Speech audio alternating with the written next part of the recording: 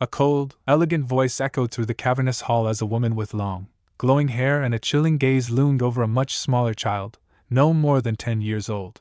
"This thing is your wife. Play with her until he gets tired of her," she declared. The child's purple eyes widened in disbelief. Did she just mean her? That is a bit too much, mother-in-law, saying something like that to a 10-year-old child. The woman, revealed to be the protagonist's mother-in-law, continued her cruel game, advising her young son to play with his new bride until he grew tired of her. The 10-year-old protagonist, cheery male, responded with icy politeness, her tone a stark contrast to the shock that stirred within her. "That's a bit too much, mother-in-law," she replied, even as she wondered silently what might happen if her new husband grew up and decided to play with his parents instead. Chiria then realized that this cruel scene was no coincidence. It was a part of the original novel she had transmigrated into a story she recognized instantly. She, the sickly and worthless younger sister of the heroine, Miria, had become a character in the novel titled The Villainess Only Wants the Money route. Unlike her sister, who brought miracles to their poor family with her divine power, Chiria had been sold at a dirt cheap price to the Duke's family. She relived the shocking moments of her past life, remembering her sister Miria telling her to be glad that she would finally fetch some money. Mother-in-law says that she only hoped taking her in does not turn out to be a foolish mistake. She was knee down at the threshold with the views that she has no luck with parents or in-laws. She shrieked that seriously, of all the places to transmigrate, why here? If only she would arrive a little bit earlier, maybe she could have put a fight. But no, she had to wake up in this body just one day before being sold, and on top of that, someone grabbed her hair and asked that had she lost her mind? Suddenly grabbing her by the collar and asking if this is a dream? The lady said that even if she thought of doing something like that, her fate of being sold off to a snake's den tomorrow won't change. Lady asked her to be glad, the useless she will finally fetch some money. Just like in the novel, her sister was every bit the money-crazed villainess. She cried and someone called her first time ever upon her arrival at the Duke's household. Chiria saw her new husband for the first time. He was a scared, wide-eyed boy with golden pupils, who nervously apologized for marrying someone like me. She was struck by his innocent appearance, but her mind immediately flashed with a terrifying vision of his future self, a grown man drenched in blood, an insane psychopath villain named Kibrin Nectarian, who would one day slaughter the Duke's family in cruel vengeance, including her, as she was no exception. He was born with serpent scales on his body and a sealing spell. He was branded a monster and locked away in an isolated mansion on the Duke's estate. She thought that a trashy sister and a husband fated to be a deranged murder. She relaxed that if the Duke's family had not taken her, she would have ended up somewhere far worse. She told that she might have been sleeping under a roofless shack by now. He asked surprisingly, that roofless? As she took in the cold, isolated room that would be their new home, Chiria's resolve hardened. She was determined to change her fate. Maybe she could keep Kibrin from going down the wrong path. Maybe she could raise him properly. She said softly that they're both unlucky with parents. Let them look after each other. Approaching him with a kind smile, she asked that where is his bedroom, young master? She would like to see where they will be living together. She offered to carry his luggage and assured him he was not just cute on the outside. Taking his hand, she led him toward the bed. When she asked where his bedroom was, she discovered a shocking truth. The room they stood in was his bedroom. It is bigger than she expected. It doesn't look like a child room at all. The windows don't even open. She contemplated that. Don't tell her they plan to lock him in here until he grows up. When she confronted him about the spotless bed as the sheets look freshly changed. Do they switch them often? He negated. Chiria said that, but it looks spotless, like it was just cleaned. He told that he did not sleep in the bed. Instead, he slept on the floor, and no one ever came in here. She shockingly asked that why, when there is a bed right here, he will catch a cold like that. He confessed with trembling lips, but the bed is too big. Chiria realized the heartbreaking reality of his fear and loneliness. Without hesitation, she declared that then from today on, he will sleep with her, young master. The boy looked at her with a mix of shock and confusion, his golden eyes uncertain. Why is she being so kind to him? He asked. Chiria, her gaze unwavering and filled with determination, answered that anyway, they are family, aren't they? And family looks out for each other. And someday, young master, he will help her too. From now on, the spot next to her will always be his. They both came together. Chiria asked that. See? With the two of them, it is scary, right? He asked in a loving manner that how should he address her now? She chuckled and thought that right, she has told him her name yet. Her name is Chiria. Chiria Mirial, please call her that. Upon calling her, she responded that she looks forward to being with him, young master. She thought that she has decided raising Kivrin properly is her new mission. Kivrin wouldn't go mad, and she would not die. In this second life, she would give him wonderful future Kivrin. It was the second morning since Chiria had been sold to the Duke's household. She awoke to the eager voice of her young husband Kibrin, who had come to wake her. Chiria, however, was focused on something far more than his breakfast. Her stomach rumbled as she scanned the room, her thoughts filled with frustration. Their food had been placed on a shelf so high that neither she nor Kibrin could reach it. The cruel reality struck her again. Kibrin had been locked away in this place and denied proper meals. As she stretched upward in an attempt to reach the basket, Kibrin's golden eyes filled with worry. He urged her to be careful, his anxious voice betraying his fear that she might hurt herself. She was worried that if they do not get that down, they would not eat today. What should she do? Chiria's irritation shifted as her gaze landed on a long, sturdy stick leaning against the wall. A spark of inspiration lit up in her mind. She told Kibrin that she would knock the basket down with the stick and asked him to catch it. She handed over a long piece of cloth and cautioned him to watch out his head. He nodded, eyes wide and trusting, ready to obey. With a careful swing, the plan worked. The basket tumbled into Kibrin's arms, and the two of them laughed with relief as they gathered the scattered contents. For a brief moment, the oppressive weight of their circumstances lifted, replaced by a small but precious triumph. With food including apples, potatoes, sugar, and carrots finally in their hands, Chiria's thoughts turned to the next challenge, that was cooking. She told that if they had some meat they can make stew. She was determined to cook for young master. She hesitated, realizing she had not set foot in a kitchen for a long time, her memories filled with images of noisy, chaotic rooms where she once watched others work. Still, she was determined. The knife was too big. Young master asked to try it. She asked Kibrin if he had ever cooked before. He shook his head. He admitted softly, "She thinks that she could do it better. She already noticed how awful her cooking is? Even in her previous life, entering the kitchen was always a disaster. In her old life she uses to call her mom after gathering ingredients." Chiria straightened her shoulders and declared that she would teach him. Their impromptu cooking lesson began. As Kibrin clumsily attempted to cut vegetables, his small hands trembling with the knife, Chiria focused on guiding him. To her surprise, he picked up the skill quickly, so quickly that she found herself remarking he was already better than she was. As the vegetables simmered in the pot, their conversation drifted to the past. Kibrin hesitated when she asked what he had eaten before she came, his expression clouded with shame. Afraid she would think poorly of him, he struggled to answer. Chiria reassured him that she would not judge. She thought not to press him anymore. At last, he confessed that scraps, the discarded remains of other people's meals. Chiria's chest tightened. Her eyes burned with unshed tears as she looked at the boy in front of her, so accustomed to neglect.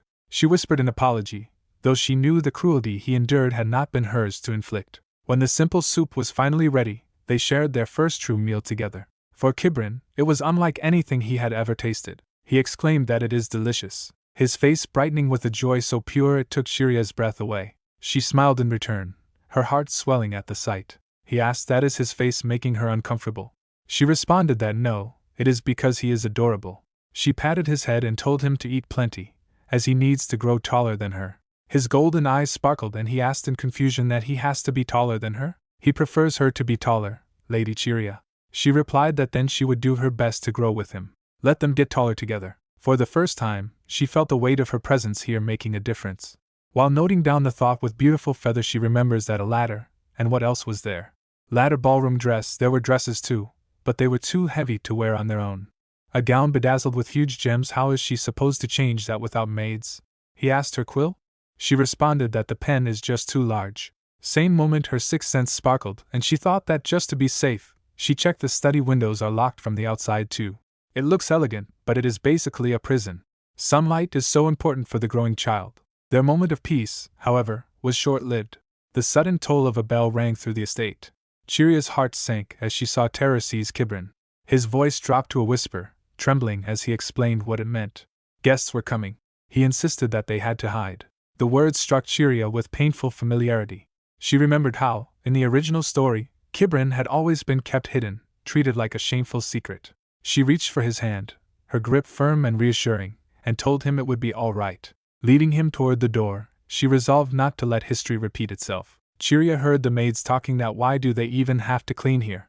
One of them said that exactly, they can leave it to rot. She hates coming here, it gives her the creeps. One of them told that the head maid said that Madam sent new dresses here.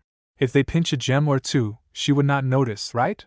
One of them wonders that if they were caught? Other replied that who cares, that kid is basically a monster anyway. Meanwhile, Chiria and Kibrin slipped out of the house, their hands still clasped tightly together.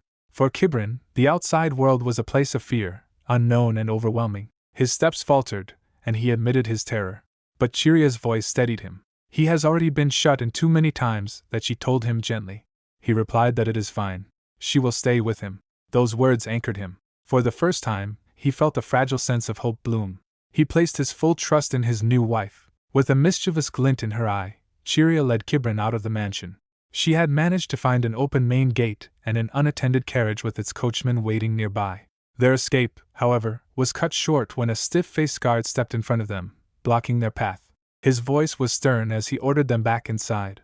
Chiria's quick mind assessed him immediately. His new uniform, his rigid stance, the way he clung to protocol, he was inexperienced. A plan formed quickly. Adopting the innocence of a child, she sweetly asked him to retrieve a few items for her, as she needed them. The guard refused, telling her to ask the maids instead. Without missing a beat, Chiria countered, claiming that the maids were too busy trying to rip the gems from her dress. Guard cautioned her that her ladyship carefully selected them. That cannot be true. The guard frowned, clearly skeptical. Chiria let her expression shift into one of hurt betrayal, her voice trembling as she asked if he was calling her a liar. The effect was immediate. Flustered, the guard backed down and agreed to check her story, telling them to wait a moment as he needs to confirm this. He asked them not to go too far. As they lingered near the carriage, Chiria's thoughts drifted to the tragic circumstances that bound Kibrin's fate. She recalled the backstory from the novel she knew too well. Her young husband had been born with strange snake-like scales on his face and a magical inscription carved into his back. Because of this, the Duke's family had hidden him away, and he investigated what was on his son's back. And it was revealed to be an intricate magical sealing formula. Normally, it would be from someone casting a spell. But there is no way anyone could cast a spell on a child still in its mother's womb. In the end, people said that Kibrin was a loathsome snake wearing a human guise. A monster that God had sealed before it could come into world. The Duke and Duchess, in particular, were the ones who believed this rumor most firmly. He made Kibrin hidden along with the mansion itself, which was known as the Snake Pit. His isolation in the original story suddenly made sense. On the day he turned just 9 years old, she thought that Kibrin, how long has it been since he was last outside?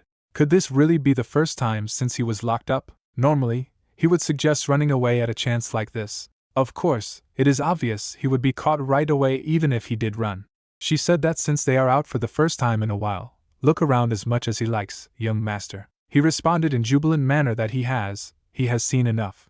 Yes, the flowers have bloomed prettily and the sky is clear, but Lady Chiria is prettier. She bloomed when he told that her hair too is the color of the dawn sky. She got a sparkle in her eyes and was engrossed in thoughts that she did not expect to get a compliment out of nowhere like this. She guesses she should say thank you to him? After thanking him, she told that still, he should look around outside more, rather than at her face. It has been a long time since he has been out, after all. Maid bowed in front of them and asked for apology. Guard informed that jewelry was found from maid's belongings. She thought that how she has been treated and she could give her sister a run for her money in the terrible personality department. Chiria, however, caught a flicker in his eyes. Beneath the calm mask, there was something sinister. Her instincts told her the truth. This man was from the temple, and her purpose here was to cause trouble intentionally to torment Kibrin. Back inside, Kibrin confinement was partly due to the Duke and Duchess, but the pressure from the temple was quite significant. He spoke in a hushed, uneasy tone. He confessed that he worried about why people from the temple were disguised as maids in the household. Then, almost shyly, he added that he felt relief knowing Chiria was different. Unlike them, she was not the same, and that was a good thing. Chiria's heart softened. She reassured him gently, telling him that they shared a secret, one she would never betray. She promised she would not abandon him. In her mind, she set her first clear goal. They needed to leave this mansion before the temple gained complete control. Then came a chilling realization. The story she remembered was incomplete. Kibrin's descent into darkness had not been caused solely by his family's cruelty. It had been orchestrated by the temple itself, a deliberate plan to seize his power and twist him into a weapon. Chiria's gaze lifted to the mansion towering above them. Its beauty was cold, a facade covering rot. She clenched her hands at her sides, resolve burning through her unease. She had to escape with Kibrin. Yet, as the weight of the truth pressed down on her, she wondered if she was already in far deeper than she had ever imagined. In her hands were the jewels torn from her dress and a manna stone she had quietly stolen from a kitchen lamp. Her mind recalled details from the original novel she had once read that there were two types of mana stones. The red ones born from the deaths of magical beasts, and the blue artificial ones crafted by mages. The latter, she knew, were particularly fragile against diamonds and produced a small explosion when broken. With determination sharpening her resolve, she calculated that breaking the window with these tools would open a path to the terrace, a possible escape route where she saw it from the outside. It looked possible if she tied a rope. She had no intention of fleeing immediately. For now, she needed to prepare an escape route and wait for the right moment for an opportunity to escape. Taking a deep breath to steady herself, Chiria reminded herself that the handmaiden seldom entered Kivrin's room. Still, she worried whether her gloves would be enough protection. Her thoughts drifted briefly to Kivrin. She told herself firmly that she could not raise him in such a place. A voice from the past intruded, one she could not easily forget. The outside is too dangerous for him, young master. She shook it off, whispering inwardly, "It's okay. It's no big deal. I will definitely find a solution." Yet, just as quickly, darker words rose from his memory. He is a hindrance to their lives. His father's voice had branded him long ago that he is just a disaster that cannot be controlled. Her focus snapped back to the present as a sudden sting seared her hand. She had cut herself while preparing the escape route. Young master woke up and he asked Chiria what is she doing here. She responded that the window was closed, so he could not get any cool breeze or sunlight. She broke the window and opened it. She asked that isn't he happy now he can see outside all he wants. The sharp pain made her weak, and in that instant, Kivrin rushed toward her telling that he is not happy. Concern clouded his young face as he spotted the blood. When she tried to assure him she was fine, he hesitated before softly asking if he could see her hand. Innocence and worry shone in his eyes as he gently took it. Chiria's mind was fixed on the wound as she asked that young master, isn't he straining himself? He should probably. But before she could act, a radiant light flared from Kivrin's hands. Her injury began to knit itself closed before her eyes. Stunned, she could barely speak. Healing? That was unbelievable for her, and while looking at the young master she was stunned that his scales are spreading. She shrieked that young master is in pain and requested please stop. Chiria's thoughts flipped. This ability had never existed in the story she remembered. Upon asking how he did, he admitted with hesitation that he had no idea how he had done it. Even her elder sister, Miria, blessed with divine power is also revered, struggled to heal something even with magic. The truth became undeniable. Kivrin was far more extraordinary than she had ever realized. She told that this is shame as she was hoping this could also heal his hand. He was fine as it wasn't hurting. She asked how he had been injured before, and he answered quietly that it was a monster, leaving the explanation unfinished. Chiria replied that he is not a monster. He is getting along just fine with her right now, isn't he? To appreciate her he said that is why she is so mysterious. He began to ruminate that could it be that Chiria is the same as him? He asked same from her. Just to feel him comfortable she accepted that it could be. He was overjoyed that he knew it was. He was happy than her expectations. He excused and left as he needs to go back to have a good sleep. She pondered that something is strange. Kivrin's ability to heal the wound and his attitude that doesn't seem to hold any ill will against Duchess never existed in original story. Chiria began to think with new clarity that the tale she thought she knew was incomplete. Her husband was not just the character she remembered. He was something far greater, concealed in mysteries the original story had never revealed. The next day, the calm of the morning was broken by the arrival of the Duchess. Her voice was cold as she announced that she had heard what had happened and would now be checking on Chiria herself. Chiria was unprepared for the Duchess to personally bring what she had requested. Without hesitation, the Duchess instructed her to discard all the dresses she had sent before. She then presented a new one and asked what Chiria thought of it. When Chiria sought clarification, the Duchess explained that she was speaking about the dress and questioned whether Chiria could put it on by herself. This question left Chiria unsettled. She wondered if the Duchess was showing genuine concern, but why on earth Duchess do that? She giggled and thanked her. The atmosphere grew tense as the Duchess turned to leave. Before she could, Kivrin called out to her. His cry was abruptly followed by his collapse to the ground, his body seized with pain. The Duchess's expression shifted instantly, revealing genuine fear and distress just as she suspected. There is something going on, she doesn't know that. A maid from the temple, alarmed by the scene, asked if the young lord was all right. For the first time, Chiria saw in the Duchess a truth that contradicted everything she remembered from the novel.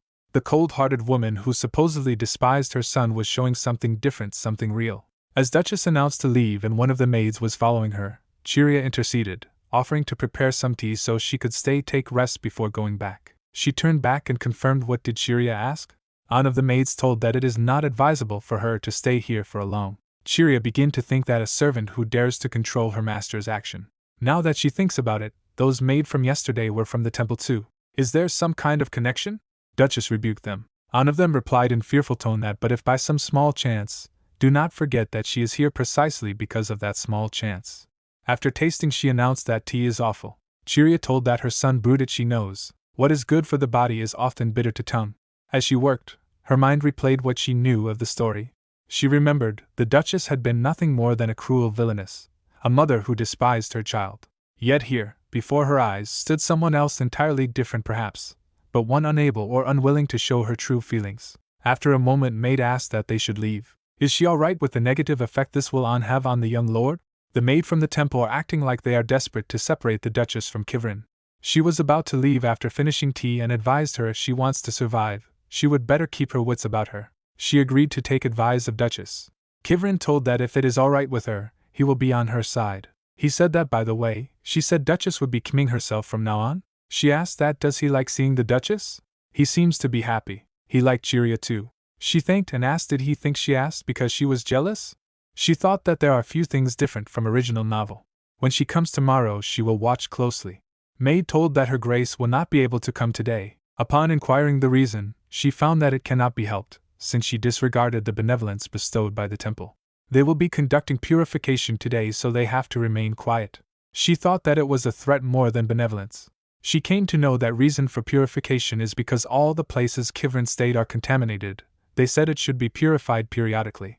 If not, mother and father would be in danger. Maid tried to grab hand, upon which Chiria got angry. She asked what does she think she is doing? Maid replied in sarcastic way that is she already acting like the little lady of the ducal house? She supposes being the saintess's sister isn't enough for her? Chiria replied that she is the one not pretty sight, getting cocky just because she has the temple backing. Listening this maid got violent. She asked that what does she say? She seems to think she is something special just because she is saintess sister. Chiria furiously asked her to be quiet. She doesn't run her mouth when she doesn't have divine powers. She asks if saintess sister is something special. Yes, it does make her something.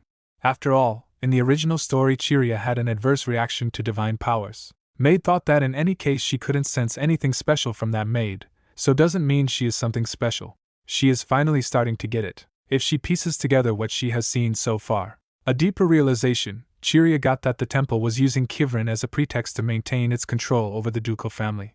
Come to think of it, it was the temple that first branded Kivrin a monster in the original story. There was nothing in the novel about sending people to drive a wedge between Kivrin and the Duchess, though. She started to feel novel lied to her. Chiria told that she does not like the people from the temple. He endorsed neither he liked them. He responded that mother and father they told him it was okay even though I was born a monster, and that they would always stay by his side.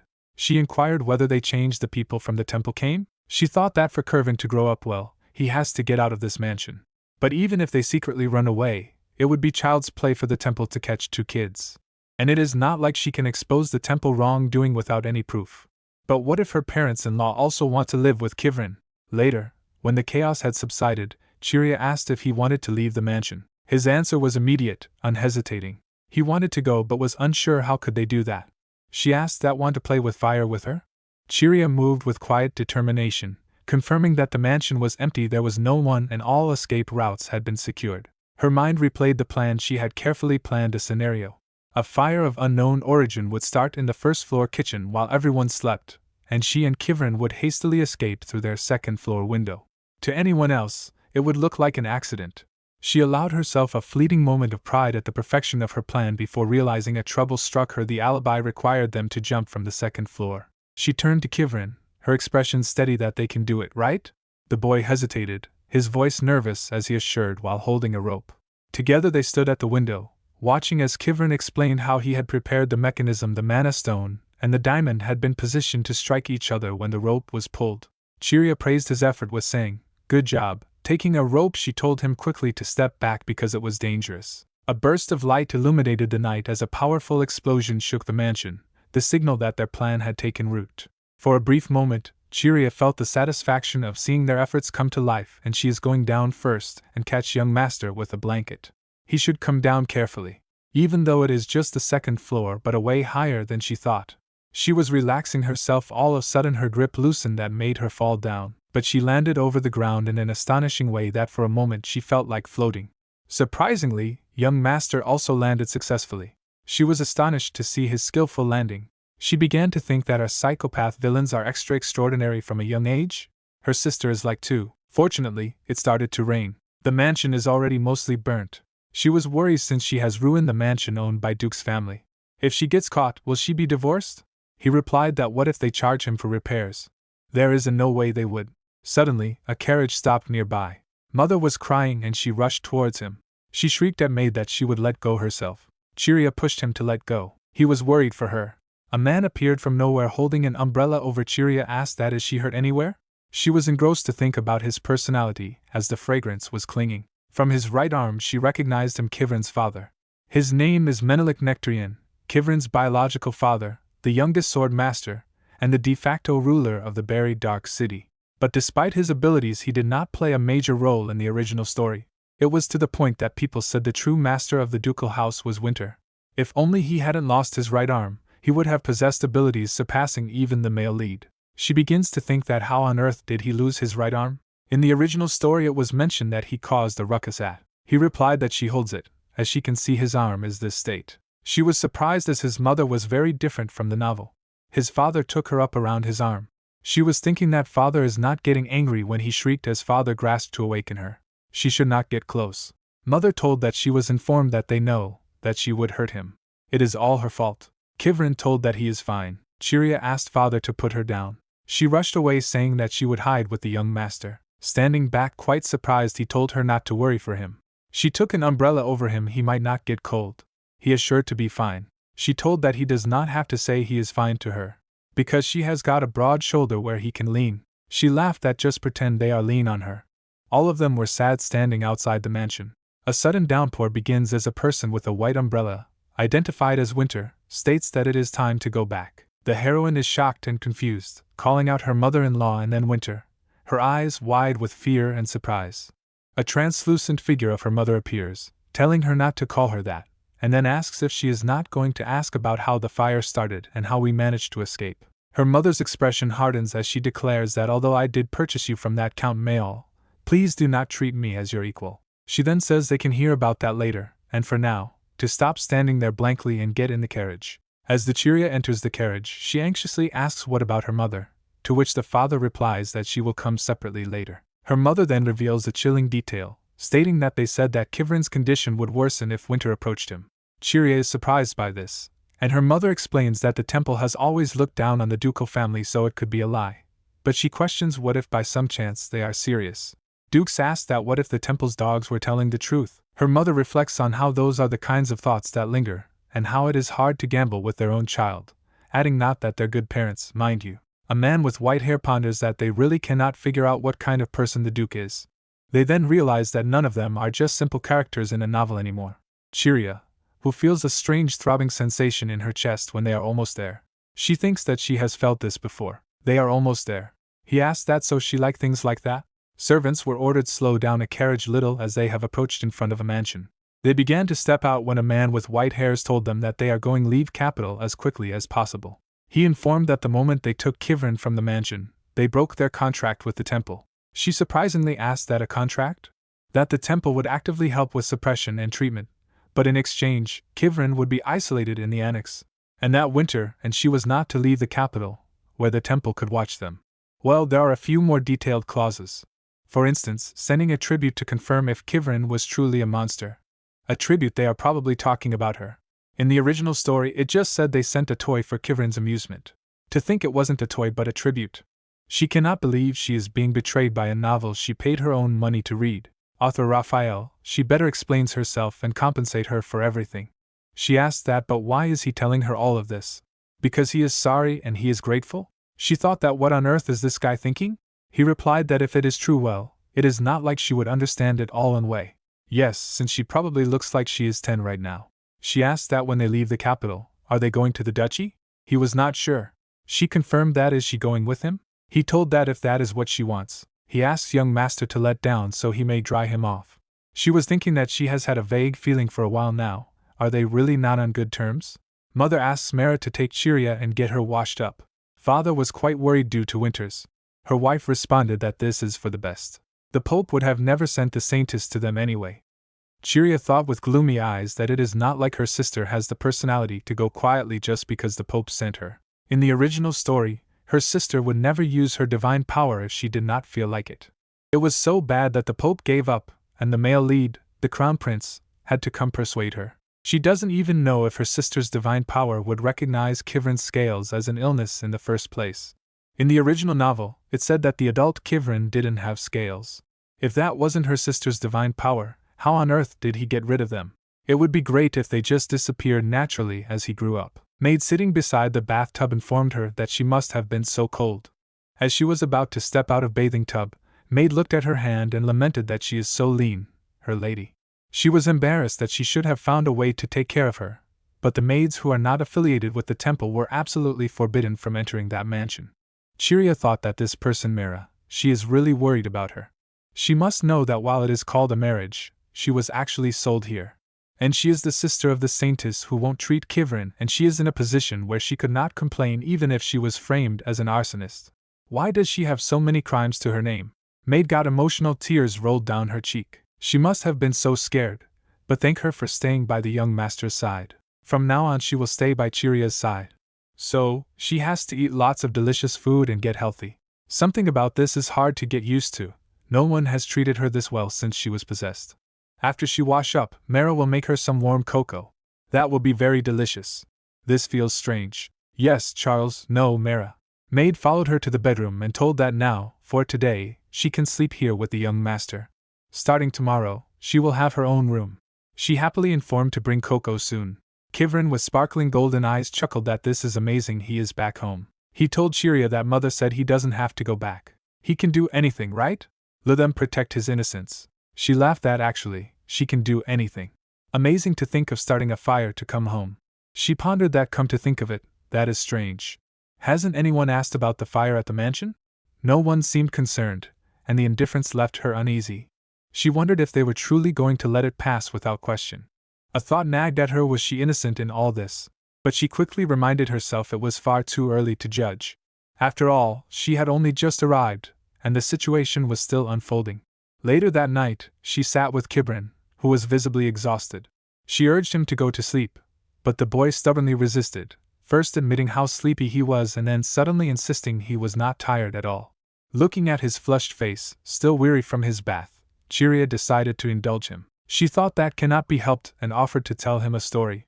Kivrin's eyes lit up. He told her that anything she chose would be fine. She began softly that once upon a time, there lived a worker ant. She described the small creature's endless labor, waking before dawn at 5 and working until late into the night.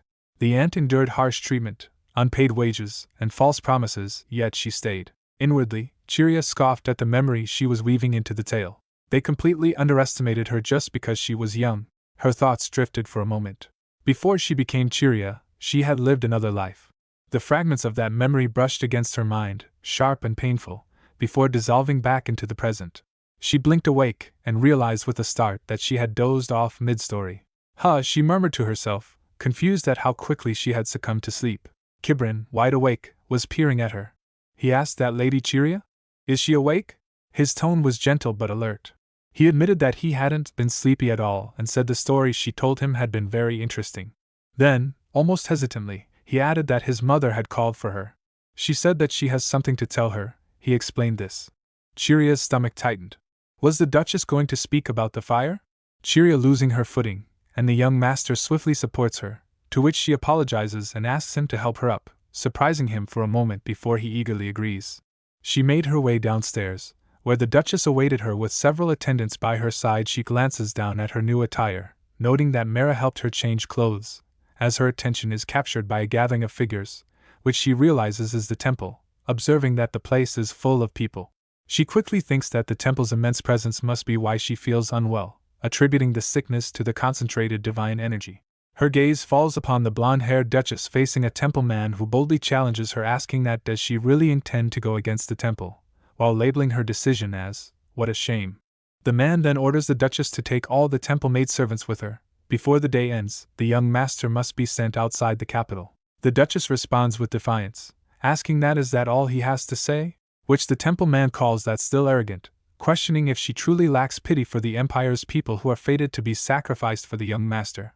The Duchess dismisses his accusations, saying that of course, leading the man to state her lack of understanding since she is not of the Empire. But the Duchess counters that although she may know nothing, but she does think the Empire's God is merciful. The confrontation reaches its peak as the man is clearly angered, and the Duchess cuts him short, declaring, even though he wags his tongues, she leaves him be, causing the man to exclaim in frustration, "What the bad?" The Duchess has the final word, warning him that if he still have time to wag his tongues, go back quickly. As the temple figures retreat, the Duchess points out to them that they were the ones who said to leave before the day ends, yet they were attempting to linger, challenging them, yet he intends to hold her back? The Duchess then walks past Chiria and the young master, prompting Chiria to call out that mother, she called for him, which the Duchess acknowledges, and Chiria thinks that this encounter proves she wasn't completely fine after all. The Duchess gravely announces their imminent departure, stating that they will leave the capital as soon as preparations are complete, and warns Chiria that she may never return in her lifetime, urging her to act quickly so if there's something she wants to do, hurry. Chiria contemplates this, concluding there is something she wants to do. She doesn't really have anything, but quickly finds a small request, asking the Duchess that then may she look around the garden? The Duchess was reluctant as she is asking for strange things. No one wanders around without permission from their own temple. She asks to go and the young master quickly urges to move, with the knight confirming, yes. Soon, Chiria is joyfully eating a treat, thinking she must have been scammed by a novel, as she marvels at the Duchess, wondering, who is this perfect woman who seems to embody the sweet and sour flavor? And reassures herself, she naturally made it clear that she belongs to the Duchess's side, didn't she? She notices the young master intently staring at her and asks that young master, what is he doing? He explains he is attempting to remember their faces, referring to the temple priests, whom he vows to punish. Chiria says that how adorable, but the young master then declares with chilling intensity to kill them all. Chiria is shocked, quickly trying to calm him. No, maybe not. She gets close to him and explains seriously that since she rescued you from that house, so he can't follow the weird people, but the young master asks if that means it is not allowed, and if it will be a big problem if he doesn't listen. Chiria, with a sudden realization, exclaims but she heard what they said, to which the young master reveals the terrifying prophecy he overheard that they said he hopes mother die quickly. Chiria is utterly stunned. What? She shouts and asks that who was it? Who said that? She expresses her outrage, wondering, how could they curse parents in front of a child? But then manages to calm herself, thinking that maybe the temple priests are not as malicious as the young master believes and they don't have to be the culprit. She tells him that no, and advising him that he still have a long way to grow, so let them think about that later. Chiria then walks away, sighing with relief that she almost got dragged into it and forgot to guard herself just because she was with him. The young master, still focusing on his plans, calls out that he wants to visit the garden with her, asking that more importantly, she wants to go to the garden with him. Will he show her around? He asks that isn't it okay if they don't visit Lady Chiria's family? She tells herself that she can't tell him that she was sold to the Duke's family by her birth parents, and says that she likes being with young master more, a sentiment he also shares, thinking, he likes it too. Chiria then takes his hand and happily exclaims that then he will guide her, this way, which makes the young master think, how cute is this? Chiria suddenly stops as they walk, looking back with a confused and sees that the hall is empty, thinking it strange that all the people were gone a moment ago. She immediately feels dizzy, wondering that why does she feel so dizzy? And the young master asks her with concern, Lady Chiria? Chiria tells him she is fine and to don't call anyone, but she wonders if it is just a cold, maybe. She then thinks with renewed fear if it's a serious disease, her in-laws might not take her. She mustn't return to the Count's family future. Someone shouts, Lady Chiria. Chiria, the pink-haired protagonist, slowly regained consciousness, her thoughts muddled and her vision hazy. The moment her eyes focused, she realized she was with the Duchess and instinctively called out to her as mother. Memories of what had happened before her collapse rushed back after the temple priests had left. She had intended to stroll through the garden with Kivrin, but instead she had suddenly fainted. Her first thought was of the young master, and she anxiously wondered what had become of him. The Duchess reassured her that Kivrin had been taken to his room, explaining that he had been quite startled by the incident. Chiria understood, knowing how shocking it must have been for him to see her collapse so abruptly, yet her worry lingered as she questioned why she had fainted in the first place.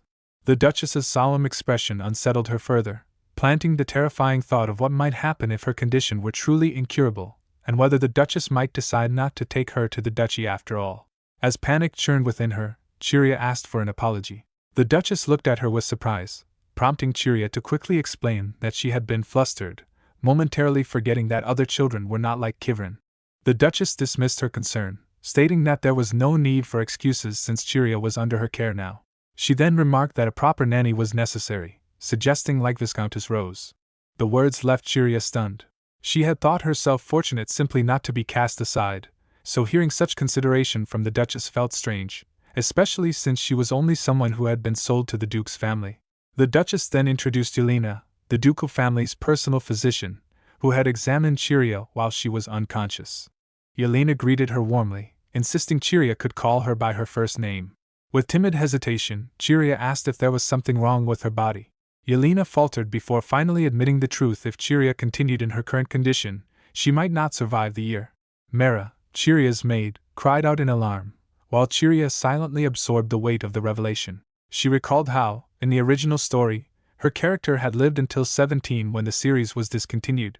Now, she could not comprehend how her past self had endured that long. A cold realization struck her: if she remained this way, she might not even survive the journey to the duchy. Fear tightened around her as she wondered if the Duchess was already considering leaving her behind. Summoning her resolve, Chiria declared that she could endure it. The Duchess, however, interrupted her, instructing her to wait while she considered the situation. After a pause, she granted Chiria 3 days. She turned to Yelena, instructing her to ensure Chiria's condition stabilized until Viscountess Rose could arrive, adding that Mavelik should buy them that much time. Yelena objected, pointing out that to restore Chiria to a healthy weight she would need to eat 5 meals a day for at least a month, and that the temple's pressure would only increase. She doubted whether even Viscountess Rose could help. The Duchess, unbothered, declared that such matters were for Chiria's servant to manage. Mera, silently watching, thought only of her young lady's well-being. Chiria, however, was bewildered. Despite the temple's dire warning, the Duchess had extended the time frame for her. She couldn't help but feel she was becoming a burden. Yet when Mera gently assured her not to worry, Chiria expressed her gratitude, moved simply by the fact that she was still being taken with them. Mera then reminded her that she must be hungry, and suggested they go to the banquet hall for dinner. Chiria, however, had another task in mind. She wanted to see Kivrin, since she had promised to tell him about the Duchess's condition. Mera decided she would also take the chance to ask Kivrin about Chiria's food preferences. Before Chiria could act, the Duchess swept her up into her arms. The sudden embrace startled her, reminding her of how Kivrin must have felt when he was small. The Duchess confirmed the thought, remarking that Kivrin had weighed about the same as Chiria did now. Chiria insisted she could walk on her own, but the Duchess carried her nonetheless. At that moment, Kivrin came running toward them, his face pale with worry as he cried out for Lady Chiria. The young master's eyes brimmed with tears as he shouted that she mustn't go to heaven. Chiria froze in confusion, her mind spinning at the strange words. She echoed the word heaven to herself, bewildered, wondering what on earth they had told him about her. Mera, flustered, explained that it seemed the young master had overheard their earlier conversation. Chiria could hardly believe it. His room was on the upper floor, so how could he have heard? Even if he had tried to listen in from the hallway, the servants would surely have sent him away. Later, in the banquet hall, Chiria sat before an overwhelming spread of food. She stared in dismay at the table, lamenting quietly that she could never eat so much. Mera encouraged her, telling her to just eat what she could. Watching the Duchess, Chiria realized there was no intention of stopping until she had eaten properly. To her surprise, the food was delicious, and she found herself smiling as she asked Kivrin if he agreed. He eagerly offered her more, suggesting she try the steak, while Mera insisted she take additional dishes as well. Eventually, Chiria admitted she could eat no more. Mera reassured her that she had done well, while Kivrin insisted they would simply increase her meals little by little. She balked at the thought of eating more than this, but he reminded her she needed to recover quickly. When Mera handed her medicine for fever and digestion, she explained there would be much more to take in the future, and Chiria would need to endure it. Kivrin, still visibly shaken by the earlier news, blurted out that there would be no delicious food in heaven, so she could not go there. Chiria softened at his words, silently promising herself she would try her best. Though she had been told her condition was life-threatening, she could not help but feel that eating well and sleeping might be enough to make her better. She shifted the subject, asking if she could finally see the garden as she and Kivrin had planned earlier. He agreed instantly, and to her surprise, the Duchess also joined them, remarking that it was time for a long-overdue tea. Later, Chiria lay in bed side by side with Kivrin, gazing out at the garden. Watching her mother carry a teacup, she thought of how busy the Duchess must be, yet she still made time for her. Commented softly that he thought her mother was a good person after all, though a bitter memory of her first mother lingered in her mind. She shook it off, choosing instead to focus on the kindness shown here. She thought that her first impression of her was the absolute worst. When she told her son that she is his wife, she is his. Play with her until he gets tired of her. Thinking about it now, she wonders if she said that because of the temple's maids who were behind her. Upon asking, young master told that he likes mother and Chiria too. She smirked that she told him she is not jealous. She asked about the Duke and found that he has good hearing. He told that is how he heard what mother and Yelena were saying, that her condition is a total mess. So, he tried to do what he did back then. It had no effect.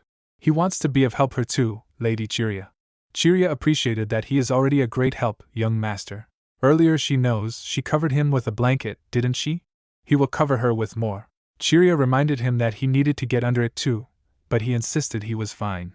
Smiling, she told him that as long as he was healthy, that was good enough for her. She found herself thinking how unbearably cute he was. Finally slipping under the blanket beside her, Kivrin promised he would get well soon. Chiria beamed at him and made him promise, to which he eagerly agreed. Chiria stares at the lavish meal placed before her, questioning that what on earth is this. As Moreau, the kind maid, presents the food, instructing, here she is, her lady. Finish it up, please. Chiria's thoughts drift, noting that when she woke, Kivrin had already departed, and the platter before her was entirely covered in dishes, making her realize Moreau must have somehow determined her favorite foods and done her best to prepare them all. Maid reminds Chiria to focus on her health, stating, after she eat, remember to take the tonic Lady Ale told her to take. Overwhelmed by the sheer quantity, Chiria inwardly gasps at all of this, admitting that the sight is too much, and she cannot even contemplate eating, so she promises she will eat later. Moreau immediately denies her request, replying, no, and firmly insists she can't skip meals. Even a little will help her recover. The maid then coaxes her with a smaller dish, suggesting to try this, at least. This made her think that it isn't a little at all. Still, Moreau gently persuades her to take a bite, assuring her, just one bite. Trust her, it'll taste good, and cheerily commanding, open up. Moreau continues to feed her, asking if the food is good, and encouraging, see? Isn't it good? One more bite, and exclaiming that she is doing wonderfully, try this one too. She continues until the meal is nearly finished, saying that this is the very last piece, my lady. Chiria is completely stuffed, thinking internally that she really can't eat another mouthful. She tries to apologize in a panic that she is sorry. Moreau is shocked, crying that her lady? The light subsides to reveal father standing over her, asking worriedly, is she hurt? The powerful Duke, Winter, lifts Chiria into his arms, prompting a surprised maid to ask, your grace? Chiria is momentarily distracted, thinking she cannot smell any tobacco on him and musing that maybe he's given up smoking. Maid is in waiting, calls out, Lady Chiria. She then addresses the Duke, declaring she must eat a bit more. The Duke then instructs Moreau he will take her from here. She is free to go, and the surprised maid replies yes. As they walk away, the Duke still holding her, Chiria's thoughts return to maid, saying that she is sorry. The Duke notices her guilt and tells her, if she truly doesn't want to, don't force herself. Chiria still feels a sense of shame, thinking that still, she feels guilty. Moreau was only fussing because she was genuinely concerned for her, reflecting that Moreau was fussing because she was worried for her, but she rationalizes that she'd worry more if she overate and made herself ill. She concludes with, that's fair. But as she looks at the room they enter, questioning, the Duke sits down in a grand chair, and Chiria wonders, is this the mother's study? The Duke then asks Chiria to wait and she agrees. She was quite perplexed, did she say something odd? Her confusion flares, Winter is called mother but is addressed as your grace? She realizes the truth, thinking then this must be the Duchess's. But the Duke cuts her off, saying that she swaps that one. Chiria looks perplexed, and the Duke demands, isn't that not allowed? Chiria instantly understands he means the familial term and not the title of your grace as the other, casual word, the one that begins with a. The Duke clarifies, asking that she means the term she would use for someone like me when they are informal. Chiria confirms and then blurts out, yes. Chiria mentally conjures an alternative name for the Duke, calling him Agiasi. Before she muses Mr. and estimates his age as late 20s, maybe. She is still puzzled, thinking, that's not it either? The Duke reveals a shocking secret that she might not have known, but he is 3 years younger than Winter. Chiria is completely surprised, asking that is that so? She should never have guessed. He agrees. Now in the hallway she notices someone and realizes it's the young master. Chiria, still in the Duke's arms, asks if she can go meet the young master. The Duke asks her, isn't she frightened of Kivrin? Chiria answers with confidence that she is not. Why would she be? The Duke looks pleased and says to go on then. Mind your step. Chiria thanks him, as she walks away, then stops and questions herself. Chiria ponders what the Duke was trying to say earlier, and wonders, speculating, could he have wanted her to call him father? Chiria decides with a sigh that she is not certain, so she will observe and try later. Chiria sees a flash of light and calls out, young master. Chiria thinks he should be nearby. He should be this way, then realizes with urgency that she must leave now. She won't be able to visit for a while, she gasps. She then sees Kivrin and wonders, who is he speaking to, realizing, it's Kivrin. She heard about his shedding of skin, saying yes. He heard Kivrin shed his skin, that's wonderful, and informs him he does not need to bring him food anymore. Chiria mentally notes the confusion and thinks, now that she thinks about it, realizing, he never said what he ate down in the snake pit before she showed up. Kivrin sits and Chiria kneels before him. Chiria acknowledges. She has a sudden internal realization. Kivrin hears everything. She asks him was he with someone. Kivrin replies that they were here. But they left quickly. Kivrin adds that the ones who left were there rather shy. Chiria wonders if it was an animal rather than a person.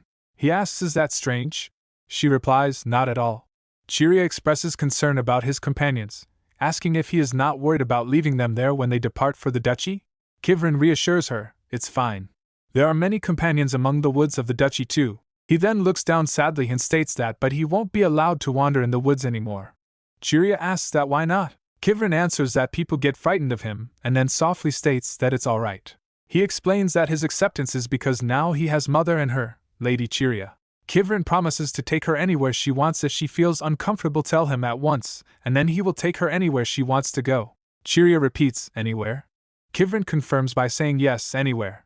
Then Kivrin is curious about her home, Lady Chiria. The young master expresses his interest, saying that he is curious about Chiria's family, prompting Chiria to react with a startled look. She reflects that is kind of a difficult subject, because the Count and Countess only think about using their children. Chiria is lost in her memories of an older sister who already has the title of villainess in the original story, and she concludes that the Mayal Count family is full of trash personalities, admitting she did not think of that difficulty. She laments that her biggest weakness was her birth family, worrying that even if she builds a solid position at the duchy, they will still talk crap, right? And she is enraged just thinking about it, remembering her original parents' terrible words. Actually, they didn't want to sell her, and she should repay them for raising her at least now, which makes her inwardly furious. Just thinking about it makes her mad. Chiria wonders how she can possibly explain all this to Kivrin, asking herself if it is impossible, right, before quickly saying it is not that. Chiria tells the young master that she just hates her family, and they do not get along. Then she hesitates, saying so before revealing the truth that she was sold to the ducal house, adding she is not a saint like her sister, and she is not even useful enough to be worth anything. She is uncertain if it is okay to say this, pondering how much she should tell, and finally decides to drop the subject, thinking never mind. Chiria is then shown running on a path when she is startled by a noise and falls, prompting the maid to call out, my lady, and the young master's voice to cry, Lady Chiria. Chiria sits up and recognizes her maid Mera, and the young master offers his assistance, saying that he will help her up. For which Chiria thanks him. Chiria is pulled to her feet by Kivrin with an astonishing, unseen force that causes her to exclaim before she reels in shock, internally exclaiming, what was that strength just now, and wondering where a child got that kind of power, before she notices Mera is also present, realizing, oh my, the young master is here too. Mera, now with Chiria, gently apologizes, saying she must have made things harder for Chiria and she is sorry, because she just wanted her to get better quickly, but admits just feeding her a lot does not mean she will recover fast. Chiria is stunned by the apology, thinking an angel is apologizing to a suspected arson, and she can only utter an astonished "eh." Then she tells Mera that she did not do anything wrong to her, as Mera continues her apology, saying she is sorry and that will not happen again. Chiria holds Mera's hands, tearfully saying she is thankful for everything Mera does to care for her, and she asks her to please not say things like that, causing Mera to internally react with shock. Mera reassures Chiria that hearing her say that makes her grateful too, my lady, and then suggests they head back to the mansion now, as there is something she wants to show Chiria, to which Chiria readily agrees. They walk back to the majestic mansion and then into a brightly lit room where Chiria looks around in sheer amazement, and Mara asks if she likes it, to which Chiria replies with an emphatic yes. Chiria looks around happily, clutching a small cleaning tool, thinking to herself that it is not a little bit, and there are no cleaning tools to be seen, and she is thrilled there are no rats or cockroaches either. Mara covers her mouth, thinking, goodness, and laments that those things should not be in her room in the first place, wondering what on earth the Mayall Count family did to such a lovely young lady, before realizing she should not have brought that up. Chiria smiles brightly, saying that she did not need to bring all that up to Mara, and kindly reassures her that it is okay, the Count's estate was not too bad, to which Mara replies, my lady. Mara says that Lady Chiria, good things will happen to her here at the ducal house. Mara follows up statement, declaring she will do everything she can to protect her. She won't just sit back and take it anymore, and then assures her that everything is okay now. She held on so bravely, our dear young lady. Chiria is caught off guard by the sincerity, thinking this is strange, as she only possessed Chiria's body, and everything she said was from Chiria's life before the possession, but still, she wonders why she is tearing up like this, as if she really is Chiria. She replies that yes, Mara thanks you, and then she starts to analyze the feeling, asking herself that what was that feeling earlier, since Chiria's past feels like her own past, and Chiria's thoughts feel like her thoughts, so she wonders if she is slowly becoming one with her as she possesses her. She comes to think of it, she cannot even remember what she looked like before the possession, but she still remembers the original story, which she believes is the only thing that makes her different from Chiria now. She found an old glittering suitcase to whom she was looking at curiously. Upon opening, there was a small box wrapped in clothes and a gold coin flip out of it. She thought that a single gold coin she barely managed to steal from the Count's estate. This should be enough to buy a small gift, right? Her in-laws and Kivrin have been kind to her. He wants to give something back, even just a little. Ideally, she would use her transmigrated perks to give something more amazing. But like info on an investment that will blow up in a few years or warning them about a family planning rebellion. She contemplated that no one is going to believe kids suddenly saying stuff like that. She will just prepare something appropriate as a kid. She excitedly called Mother. Duchess coldly replied her not to run, otherwise she will trip.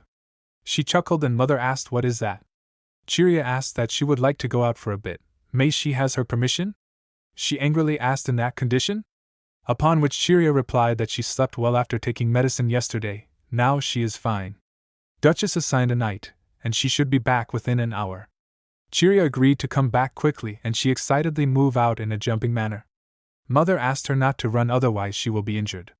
When she went out of mansion, she was amazed to see a carriage outside with a knight. He welcomed her and told that he will escort Lady Chiria. Chiria thinks to herself that she has thought this since the first time they met, observing that this person, whose name she wonders if it was Caesar, is really blunt. She muses that he doesn't look like someone in such a high position and considers that the Count wouldn't have any reason to assign a knight like that to her. She then wonders what Kivrin is doing right now and wishes it would have been nice if he came along. The carriage continues its journey and she is surprised, exclaiming wow at the number of people, before realizing, now that I think of it, that this place is where Chiria from the past came. She recalls that she remembers it, back then definitely, that's right. She really wanted this. And demands give her that. But the vendor tells her that little miss, this bracelet is a pair with this one and adds, only if she buys both together will good fortune come. The young girl, in her flashback, thinks to herself, using sales tactics on a kid. She then is asked, Miss, not buying, and replies that before admitting, well, it's not like she is short on money for two items like this. She then decides that she will take it.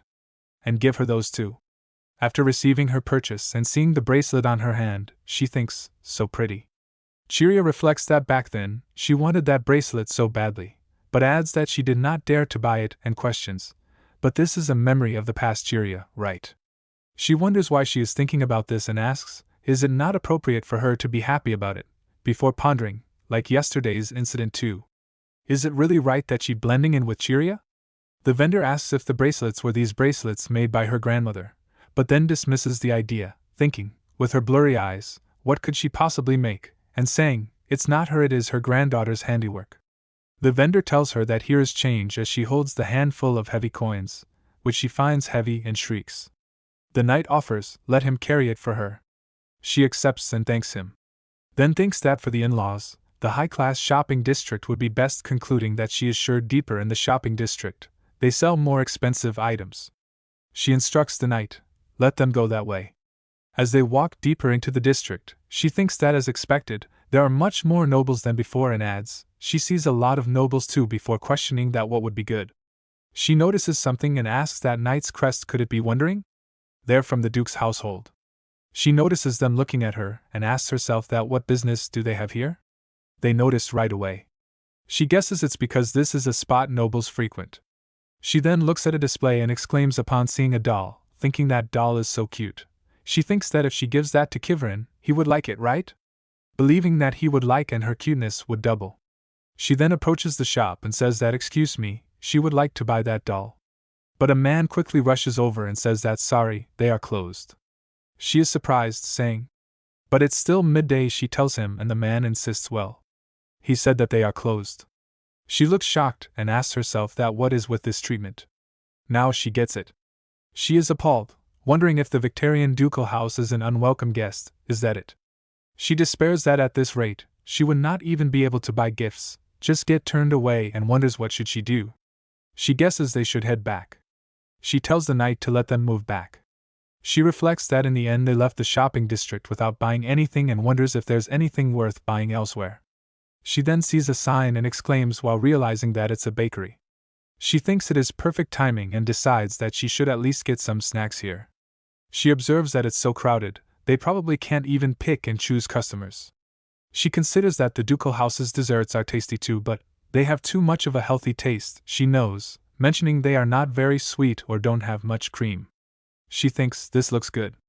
She observes one item and thinks, it's cute, just like Kivrin. She is then told, have a nice day. She realizes she got a gift for Kivrin and considers that should she tries buying a gift for the in-laws here too. She asks the knight what time is it now. He answers that it is 1 o'clock. She realizes that the time is already up. She looks distressed and concludes that they should head back now. As the carriage moves along, she sits inside, thinking that she had no idea buying gifts would be this hard. She reflects that even if she comes back, there's no guarantee it will be different from today. She thinks about it, and questions that even if she buys something high-class to give them, wouldn't it all seem the same to her in-laws' eyes? She observes the lavish jewelry and gold coins in her mind and notes, the Victorian ducal house is especially famous for its wealth. She realizes that since it's a gift, something with sentiment would be better. She addresses the knight and asks him that does he think the madam or the duke would dislike it if she gave them something she made herself? The knight looks thoughtful, and she waits for his response, before he answers that he thinks it would be fine. She looks at him and asks that really it is like that. Chiria arrives the mansion and calls out that young master, she is here. Kivrin is seen sitting at a table and addresses her, Lady Chiria. He heard she went outside. She confirms this, saying that yes, that's right. She explains that she just had something she needed to buy. When he asks, buy something? She presents a box and asks him, isn't this bread cute? She bought it because it looks like him, young master? And when he asks that cute? She immediately affirms by saying yes. He then asks her that Lady Chiria, does she really think he is cute? She is surprised but then answers yes. She continues, see, doesn't this little bear look like it's begging to be bitten, just like him? And urges him, go on trying a bite. Kivrin holds a fork, looking at the bear-shaped bread, and he thinks that she means in that sense wanting to bite him. The girl, panicking, negates this. That's not what she meant. And thinks to herself, that is not the reaction she wanted. Kivrin takes a bite of the bread and the girl thinks that at least it tastes good. Thank goodness. She wonders if could it be that bakery's only popular because it got a quirky theme? And is disappointed, thinking what she really wanted to show him was this rotten world they live in. She quickly realizes that this isn't the time for that, and calls out, young master. Before presenting another gift, saying that here, this is another gift. Chiria never had the chance to attend classes like her peers or interact with other young ladies, and she spent most of her time locked away in the attic. During those long hours, making knotted ornaments became Chiria's only hobby. The girl is seen working, and she thinks, good thing she managed to finish at least one on the carriage. She is shown holding the intricate knot ornament, and says that for now, she can only give him something she made herself. But when she grows up, she will buy him something expensive instead. Kivrin replies that he likes this one just fine. He looks pleased and then says that he will treasure it until the day he dies and adds, no, even after that, he will still keep it with him. She is surprised and thinks that isn't that a bit exaggerated? She tells him that it's okay if he just wears it once or twice and toss it away. She won't get upset. He looks down, and she thinks, but still, father said the same thing. He was sulking no, heartbroken for a long time afterward. She looks concerned and thinks to herself that come to think of it, she has not finished the gifts for mother and the Duke yet. She arrives home and calls out that mother, she is home. The Duchess is seen and says that she is a little late. Chiria explains that she stopped by the young master's room first. She had something to deliver. The Duchess asks that so she thought of giving me a gift? While Chiria thinks that actually she wanted to give her a gift too, but she couldn't find anything suitable. Then says that but today she could only buy these bracelets. The Duchess, holding a glass, says that's fine, just share those with her. Chiria is surprised, asking that these? She thought that they are pretty but anyone can tell they are cheap. Still is taking them, maybe better than the one she made herself. Mother took that from her and asks that she does want to give. Chiria confirmed that no and says fine. Chiria thinks the Duchess looks beautiful and observes that it's obviously just a cheap bead bracelet, but when mother wears it, it looks like a jewel, and then thinks that it feels like they picked them out together. The Duchess says that don't be so dramatic. They're the same beads, only in different colors. Chiria thinks that being cute doesn't work on her. The Duchess then asks what? The Duke appears, and the Duchess asks, what brings she here? Chiria greets him and explains that she went outside and bought some gifts. The Duchess asks the Duke, a gift? And Chiria explains, so she gave one to mother. The Duke asks that what about mine? Chiria realizes and says she doesn't have one for him yet. She thinks that father is unbelievably pretty. And he holds grudges forever. The Duke, with an intense expression, asks that she doesn't? Chiria recoils and quickly promises that his gift is still being prepared, and assures him she will definitely give it to him tomorrow. The Duke agrees. She will trust her. Chiria thinks that please don't get your hopes up too much and nervously wonders, what if he gets even angrier after trusting her? The Duchess comments, looks like Rick's taken quite a liking to her. Chiria is surprised, asking that she mean that? The Duchess clarifies, what they already own. Chiria thinks and concludes that if she says so, mother. The next day, Chiria is seen holding an ornament, thinking, she worked really hard on this last night. She wonders that if he will like it. She thinks that it looks decent enough, but she encounters her father, and he asks that Chiria? Then, what's the matter? Breakfast is about to start. Chiria replies that she holds out the gift and says that this is the gift she told him about yesterday. Her father is surprised, saying that only she continues that she didn't think she would actually prepare something? Chiria asks this and he smiles and thanks her. Chiria turns over in bed.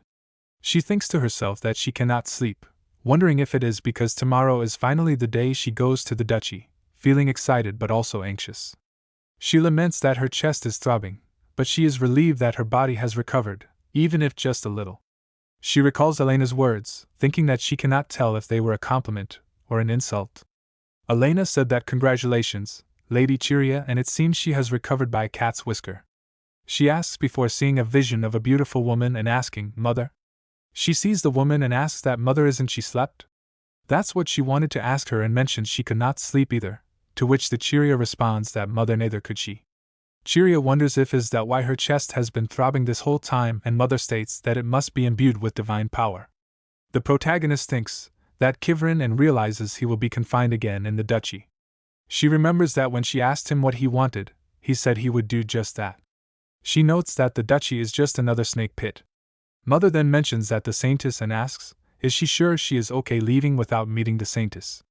The protagonist explains that the young Duke might be cursed if he meets her, she knows. She continues that since she is the Saintess's sister, the Saintess could have simply tried to use her. Mother asks that when she brought she here, didn't she tell her something? Chiria laughs, remembering that she grabbed the Saintess by the collar and screamed at her but justifies it. It was self-defense. Mother states that it would be a lie to say she never considered it at first, but in the end, she made her decision. And that no matter if she is the Saintess's sister, she didn't want to use her for that. Mother reasons that then they would be no different from the temple, would they?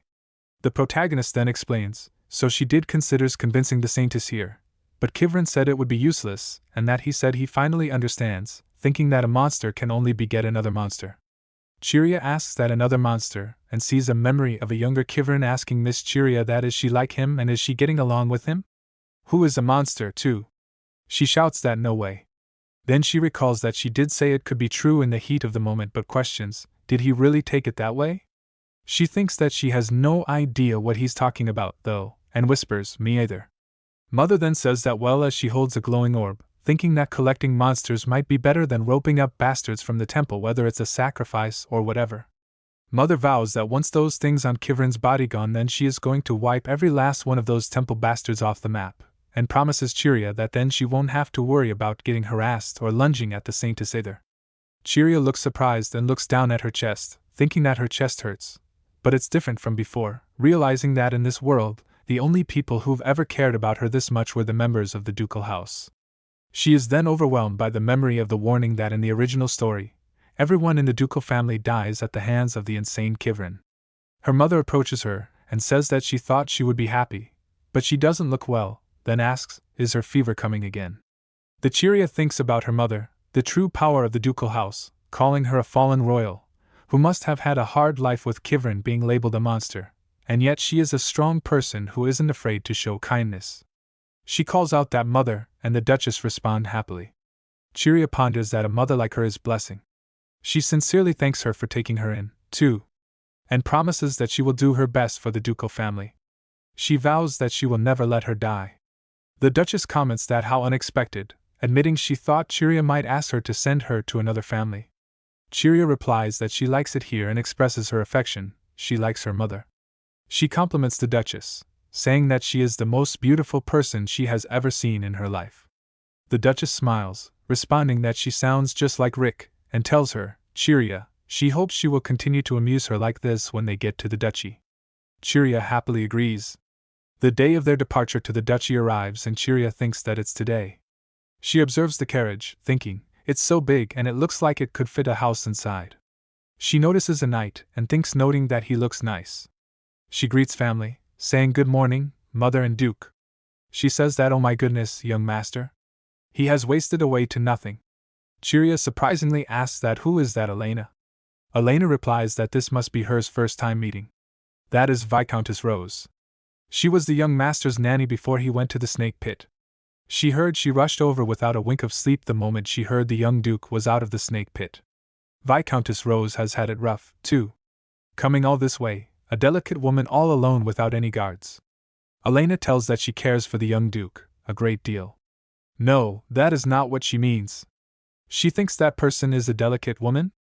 Chiria cursed herself and though that she cannot get swept up in prejudice. Judging someone by their appearances no matter how she looks at her, she is definitely not a delicate woman, Elena. Elena says that it has been a while, Viscountess. Thanks, her for coming back. She replies that this place is a second home to her. Now Lady Chiria, she should say hello. This Viscountess Rose. She will be taking care of her from now on too. She introduced herself that hello, she is Chiria Mavelric thinking that so this woman looks different in Elena's eyes. Is that it? Viscountess Rose replied that a pleasure to meet her, Lady Chiria. She has heard about her. Something is suspicious, please take good care of her. This is weird as there was no character like this in the original story. Someone addresses the female protagonist, nice to meet her, Lady Chiria, and say that he has heard about her before concluding, he looks forward to working with her. The protagonist is shocked, thinking that there was no character like this in the original story and observing that a handsome man who stands out like this couldn't possibly be an extra. She notes that his eye color changed, so he's not a normal person and wonders, could he be non-human? She muses that well, with the saintess around, it's not that surprising, as the Duke tells the man, please take care of the young lady on the way, Viscount Rose, and the man replies that of course. Chiria continues her inner monologue, wondering, but why is it that only she sees him differently and realizes she can't stay here? She needs to get away. She thinks that if she stays too long, it'll be obvious she is acting suspicious. She quickly tells Elena that she is just going to go to her room for a moment. And Elena replies that she must come back soon. Chiria runs away and thinks questioning herself that when they get to the duchy, will they be together almost all day? She realizes that the man is not just anyone, but as her nanny and thinks that if she gets too close to him, he'll find out her secrets. She shrieked when someone put a heavy box over her head. She turned around, it was father.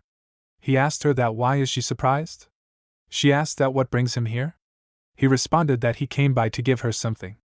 He asked Elena and she said Chiria was in the room.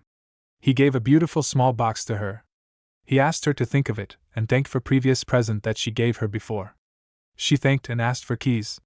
She became anxious while listening. They said that they couldn't make key yet. It wouldn't be ready until next year. This is ridiculous. She laughed that she needs to control her expressions. She thanked that she is looking forward to next year. She will accept thanks though her expressions look like she wanted to throw it away on the way. She responded that is not true. She thought that he is such a quick-witted father-in-law. He asked that if he doesn't feel well on the way to the duchy today, he must tell her immediately. She said that pardon her? She wonders that it would take a long time. He replied that yes it does and they will use wrap once they travel part of the way by carriage. He is telling her this in advance just in case, since someone as physically weak as she is might get dizzy when using wrap. She chuckled that she is much better now, don't worry. She thinks that she can handle that much easily. Well, if so, that is a relief. Elena asked that is she alright, my lady? She is sweating a lot. She replied that she is fine. She guesses she is just nervous since it is her first time riding in a carriage for so long. She thought that it would have been great if that was all it was. Viscount Rose has not taken his eyes off her since before. The female protagonist wakes up, realizing she must have fallen asleep and asking herself, is he still staring at me? She looks over and confirms that he hasn't taken his eyes off me since before. She thinks, did he just mock me when the Duchess suggests then, shall we get off for a moment and get some fresh air? She explains that the Duchess said that if the young lady or young master started to feel even a little unwell, the carriage must stop immediately. Chiria thinks that her mother-in-law is the best after all, and realizes that this is perfect timing. She decides then she will go with the young master and suggests to Kivrin, young master, let them go get some fresh air together. Kivrin replies that as they exit the carriage. Chiria tells him, young master, she has something to ask him. Kivrin agrees and she asks him, about Viscount Rose. She continues that does he also see him as a burly blonde man? And then asks that did he happen to see his eye color change? She asks one more question, and why does he keep looking at me like that? Before realizing she can't ask him that. She changes her question, asking that she mean the nanny and then what kind of person is he? Kivrin pauses, thinking that before answering that can't do anything on his own and he cries a lot. The protagonist is shocked, thinking that young master, and then sees a vision of Viscount Rose looking incredibly muscular and handsome, with a thought bubble stating, this outfit is for muscles. She concludes that so she has to keep him around because he's pitiful. And wonders, what on earth is going on? She questions, could it be that only she can see him as a handsome man and everyone else sees him as a burly blonde delicate woman? She tells that she sees to her, he looks like he could catch a tiger with one hand.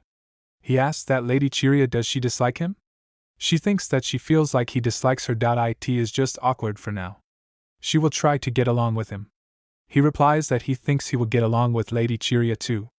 They will see. Carriage gets stopped by Duchy of Ganid. Maids were arranging things and Chiria is slight uneasy. She thinks that she feel dizzy and nauseous. There was a reason father specifically told her about this. Viscount Rose calls Lady Chiria. It seems this is her first time using wrap. Don't walk until the dizziness subsides. She might fall and get hurt. She laughs while thinking that what? Why is he suddenly being so nice? She thanks him. He advises not to push herself for a while and my lady just a moment. He was having something glittering in his hand. Once he gets what he wants, get out of the duchy. He has no intention of taking care of any other kid beside Kivrin. Does she understand? Chiria is seen lying down, thinking and reflecting on her arrival at the duchy and the immediate need for convalescence.